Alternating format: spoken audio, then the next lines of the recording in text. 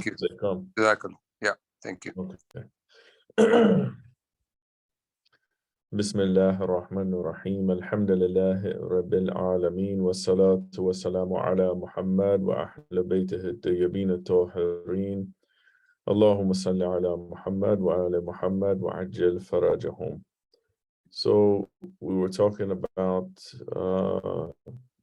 gambling in the book Greater Sins. We left off, we talked about the social evils of it, also the spiritual evils of it, and how it makes you forget Allah, and also how a lot of the crimes come from gambling, rivalries between people. We talked about murders. We talked also about suicide rates due to gambling and all these things in the last class.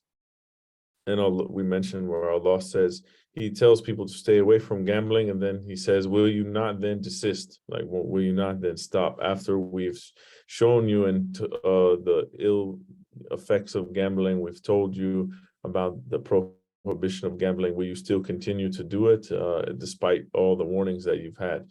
It's like a proof for us that we were warned, that we've got the message, and then it's up to us what do we want to do with it. But the messenger is a clear warner, so he tells us, and then it's on us. So he says, and obey Allah and obey the apostle and be cautious. But if you turn back, then know that only a clear deliverance of this message is incumbent on your messenger. So Allah tells us to obey Allah, obey the messenger, be careful about what we're doing. But if we want to turn away from these messages, we don't care, we don't take heed to them, then the messenger is only warner. He just tells you, if you go down that road, you're going to be in a bad situation. But it's up to you. You want to go down the bad road or not. Most of the time, for example, if someone tells us, if GPS tells us, for example, it says this road is going to take you a long time to get to that place.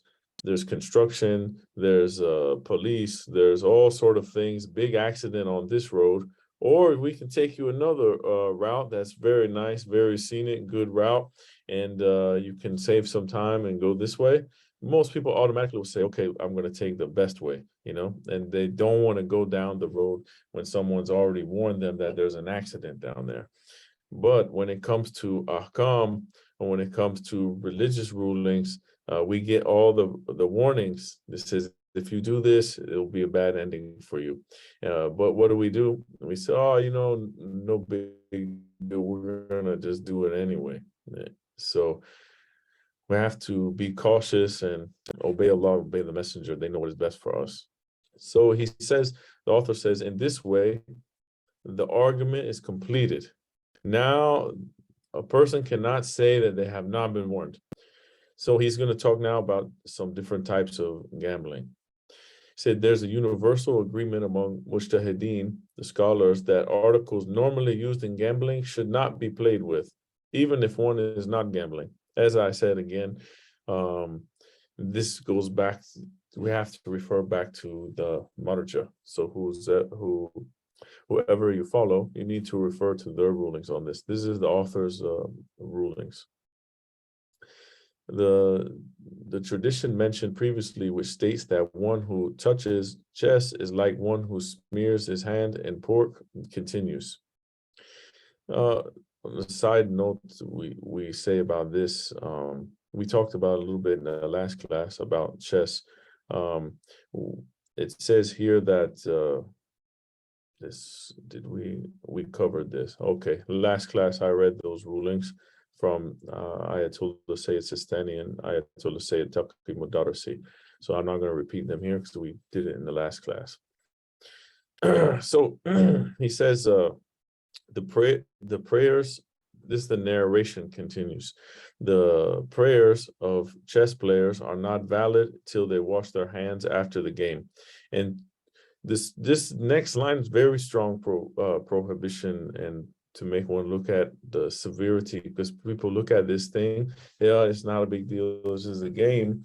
But when we see what the narrations say, they're very strong. I haven't seen, like this type for many other things.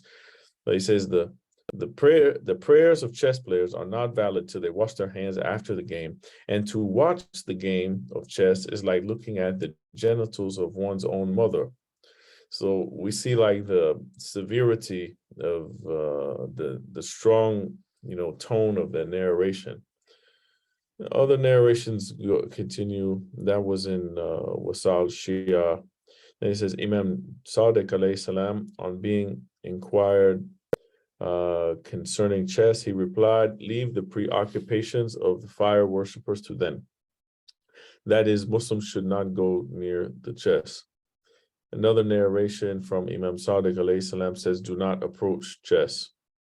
Then from the book Tuhaf al-Uqul, it says that the articles employed in gambling cannot be used for any purpose whatsoever, and it is haram to do so. All the tools of gambling and actions of gambling are haram. So this is where we see that some people have rulings you cannot use those tools at all. Any tools that are used in gambling, you cannot use them. And then some others say refer to urf. If this game is considered gambling, then don't. If it's not considered gambling, then you can, even if the tools of gambling are used like dice, for example, we spoke about. All these things have to refer back to Maraja. Like how they interpret tools of gambling. Imam Bakr alayhi salam said all kinds of games of betting and gambling and the sale, the purchase, and the use of all tools of gambling are haram. It is only an act that shaitan instigates you to do. The author says chess and cards should not be indulged with, even when played only for intellectual stimulation, games with no intent to gamble. These games have an inherent power to obsess the player till he becomes oblivious of his responsibilities towards his family and even his livelihood. Such all-consuming activities lead to the disruption of an otherwise happy family life. This goes with anything. If you let something consume you, then it will distract you from Allah subhanahu wa ta'ala. This could be anything we let get in our way. Some things are good in moderation, but anything that we obsess over, it could lead to, disrupting the family life. Like, for example, someone wants to play a video game. There's no harm in that. But then they become obsessed with the video game. They don't work anymore. They miss their prayers. They miss the meals. They don't pay attention to their family. They neglect their wife. They neglect their children. Then this thing that may be permissible could turn into something that's not permissible because they're not doing it appropriately. They're misusing it. The author says Shaitan will not lose the opportunity to incite the players to play for stakes, meaning he will make his, between the two people, you could just bet some money. I bet you can beat me. I bet you $10, $20, $100, whatever. People bet millions of dollars on things. Very soon the game started as an intellectual exercise. It will slip into a game for making money. The only effective way to eradicate gambling from society is to stay clear of such games as commanded by our Imam. Hence, Islam has declared that to manufacture the tools of gambling is haram. To buy or sell them is haram. To spend from the profits from these transactions is haram. It is haram to even have the tools of gambling in one's possession. The author says that they should be destroyed. Because the ill effects of the tools of gambling will lead to someone gambling, and then that will lead to, as we said before, it could be suicide, it could be murder, it could be, corruption in society, many other things. Ishaq ibn Ammar asked Imam Sadiq alayhi salam that children play with eggs and cashew nuts in the same way as gambling. They use other things. They're not tools for gambling. They're something we eat. Imam told him, don't even eat with these.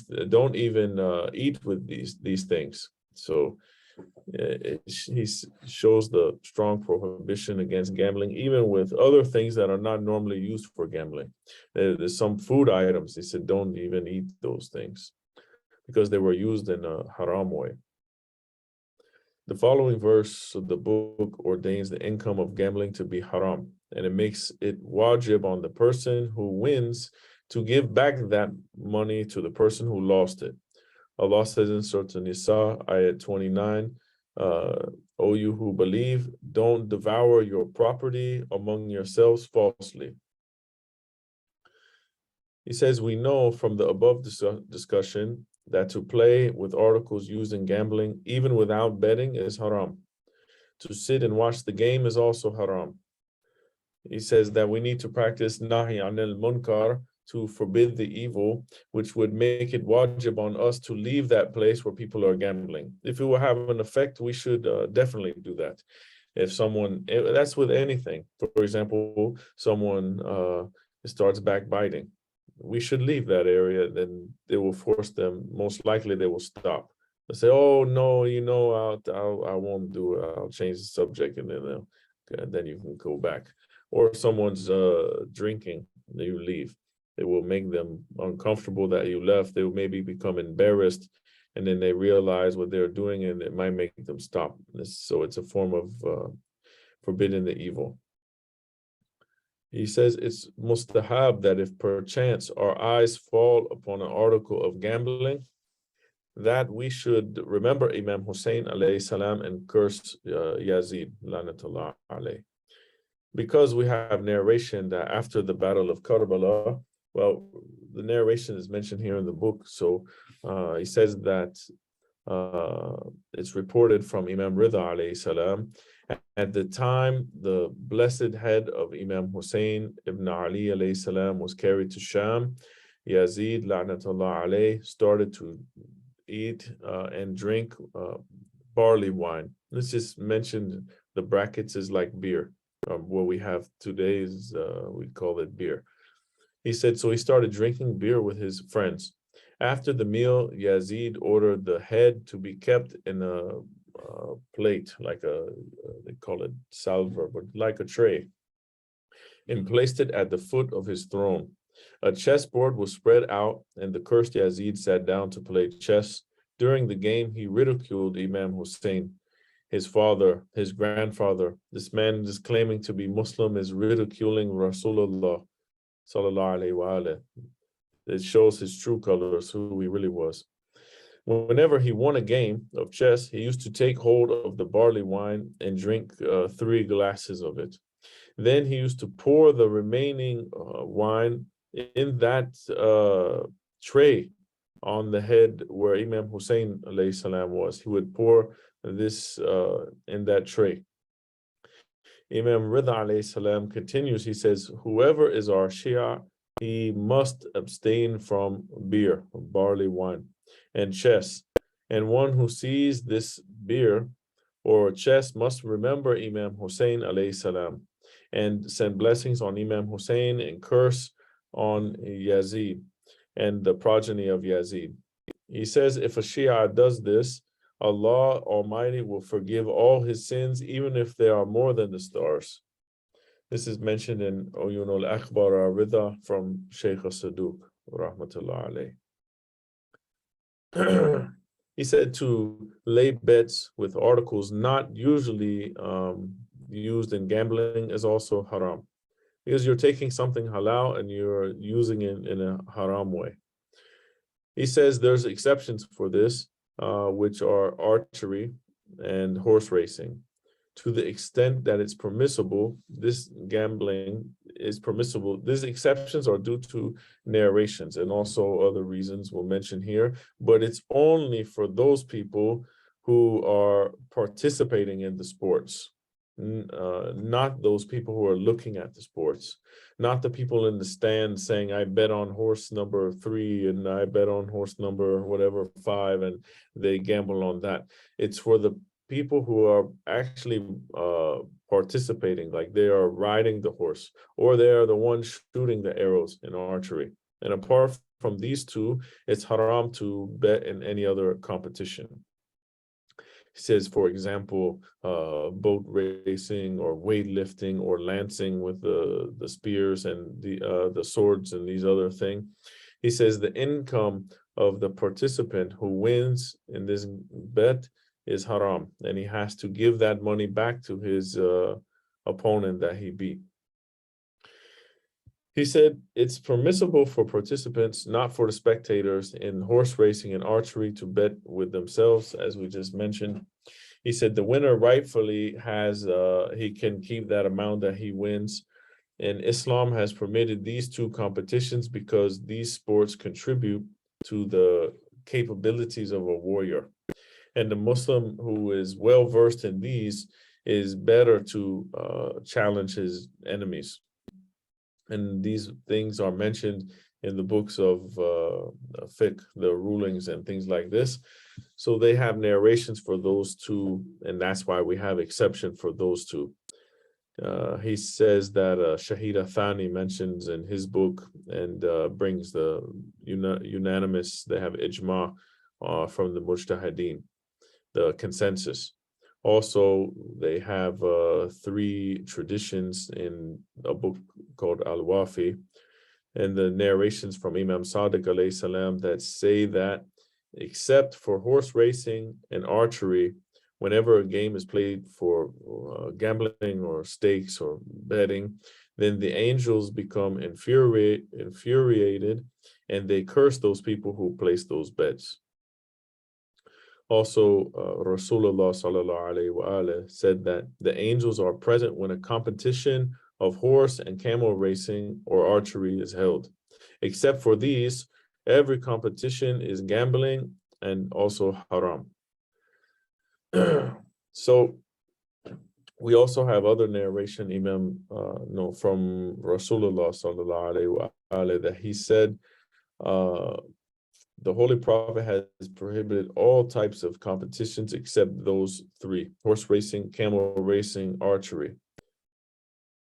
So we have exception for those. That's why they're mentioned by the Ma'sumin alayhimus salam. So that's why those ones are allowed for those people who are doing those. The author brings another narration from Imam Bakr alayhi salam. He says that Amir al-Mu'mineen Ali ibn Abi Talib alayhi salam issued a verdict against a man who wagered with his friends on the maximum consumption of sheep's meat. So he bet that he could eat the most kebab, for example, or someone says I can eat the most hamburgers or hot dogs, or you see these people have the food competitions and these type of things. Said, issuing the judgment, Imam said, if you have already eaten the sheep, it is yours. But if you have only laid a bet and have not commenced eating, then you have to pay a penalty.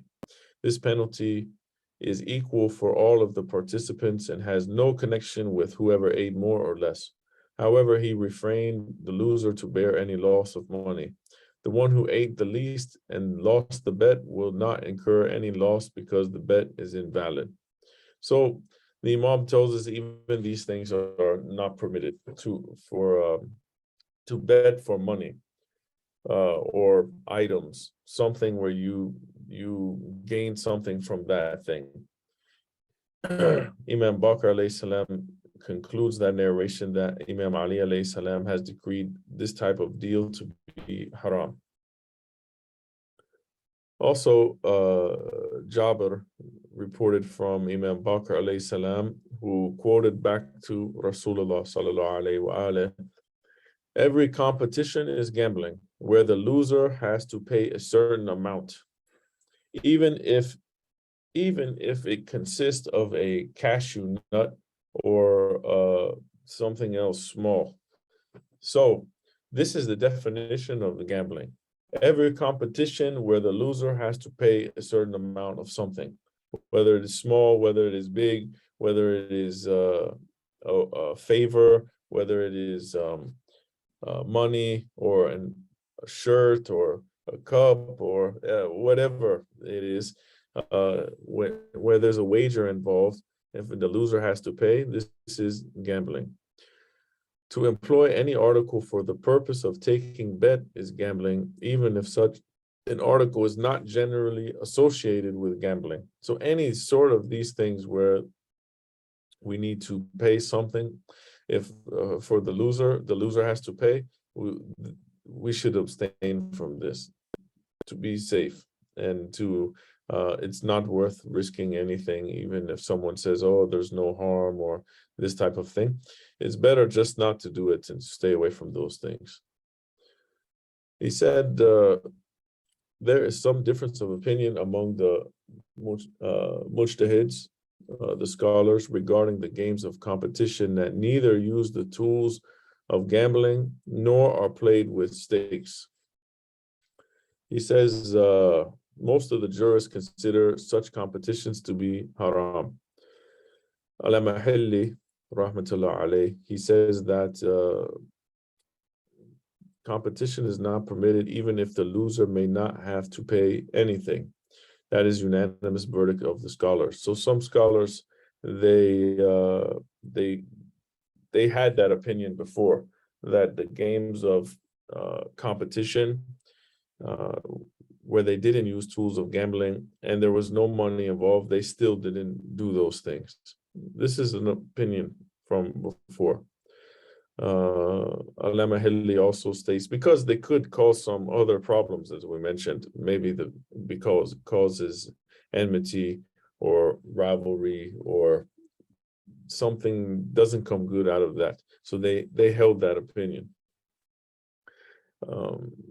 It says that Al-Mahalli also states competition of throwing stones with one's bare hands is not allowed. In the same way, racing any beast except horse and camel or racing of birds is not permitted, even if a monetary bet is not involved. To fight the roosters, cockfights, and goat fights are also prohibited, he mentioned. In short, all these contests are prohibited that do not contribute usefully in the field of fighting. For example, standing on a foot for a long time, guessing names or number games, staying underwater for a long time. In conclusion, except for horse racing and archery, no competition is permitted, whether it involves a bet or not. This was opinion of Al-Mahalli. We mentioned already opinions of some of our bigger scholars from today, but they hold different opinions. As I said, everyone has to refer back to their marja for this type of topic. But we're discussing what the author of the book, his opinion, and he brings some of the earlier scholars' opinions. So that was Al-Mahalli's opinion. Then the author says certain fuqaha or jurists like Shahid Thani, they don't consider such games haram, where the tools of gambling are not used and where a bet is not involved. So he said Shahid Thani permits such competitions. So we see difference in opinion from scholars of before. He said this opinion appears to be valid, especially for a contest where the haram aspects of our religion are not compromised in any way, or for a contest which has a specific aim like competition of calligraphy, reading, sewing, building, farming, etc. Athletics and sports and boating can also be in the same category. This is what the author mentions. Whereas the older scholars, maybe before that, maybe as we said, like Al-Mahalli, he would not allow to sporting, events and these type of things. But we see Shahid Thani, these things fall under the category of what he deems to be permissible. He says, but since most of the mujtahids have prohibited all competitions except horse racing and archery, it's better to refrain from contests as a precautionary measure. So in his opinion, he does not agree with the opinion of the other scholars, but he says, not to make a big uproar or whatever. That's, just for the sake of that respect, because it's not something that you have to do. Even if it's permissible, it doesn't mean that we have to go do it. So he said, just as a precautionary measure, just refrain from it. But if you did take part in something like that, then it's not haram, in his opinion. He says, however, even contests that can be considered permissible are prohibited if they involve a risk. For example, dangerous car racing, competition, or gluttony. For example, these eating competitions where people stuff themselves until they maybe vomit or get sick, or they expand their stomach too much. It could cause some sort of dangerous thing. Or the person who wants to eat for example, the spiciest pepper on the planet. I don't know what it's called, maybe ghost pepper or something like this. And they want to eat the spiciest thing, and maybe that thing is so dangerous it could cause them health problems. These type of things, he says, if they cause a risk to your health, then they shouldn't do those things, and those things would be haram because they involve risk for your life. He says, purchase of lottery tickets in the name of charity, where the money is not refundable and only a few people win money without any effort, is haram. It is gambling and a very great sin. This is opinion of the author. I'll bring a few other opinions. This is the end of this chapter. So I'll bring a few other opinions before we close this out. Ayatollah Sayyid Taqi Mudarrisi, he says, the question is posed, these days cards have appeared that are sold at a cheap price in order to support and raise money for charitable activities, with the added bonus of having the chance to win a cash prize. What is the ruling on participating in a lottery? He answered, if the cards are sold to support a charitable cause and they are purchased for the purpose of participating in a charitable activity, not for gaining profit, then there is no problem. Other question, what is the ruling on the lottery? The lottery itself is problematic unless it is for a charitable cause, and the goal, the intention of the participant is to contribute towards a humanitarian goal only. So this boils down to intention. Okay, do we say, I'm going to go play that lottery and I'm going to win $100 million. I'm going to go buy 10 Ferraris and big house on the beach and spend all this money and buy all sort of things and stuff like this? Or is the intention of the person saying, you know what, there's starving people in Yemen. I want to win some money. I will play, and if I win the money, then I want to go help those starving people in Yemen, for example, or any other cause that is charitable. I want to give for that thing. So that is different. He says this is okay. From Ayatollah Sayyid Sistani, a question was posed. I work at an exchange office, but they also make me sell lottery. Is it permitted to sell lottery in this case? Because they make him sell it. The answer is buying and selling lottery tickets are not permissible. Yes, it is permissible to take part in a lottery with the intention to contribute in a charitable project, such as building a masjid, building a bridge, not with the intention of earning a profit or the prize. That's where the tricky part comes in, because most people who play the lottery, they want to win the money and they have all sort of wild dreams and ideas of what they want to do with that money.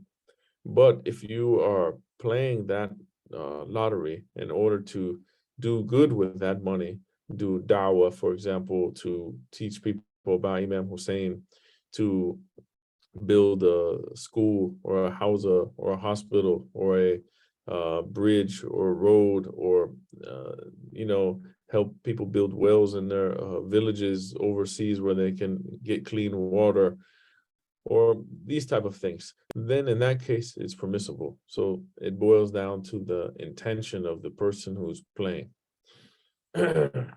So this is it for this chapter. And the next chapter is about music. So I don't think we have much time to start into this. So maybe we should take a break and then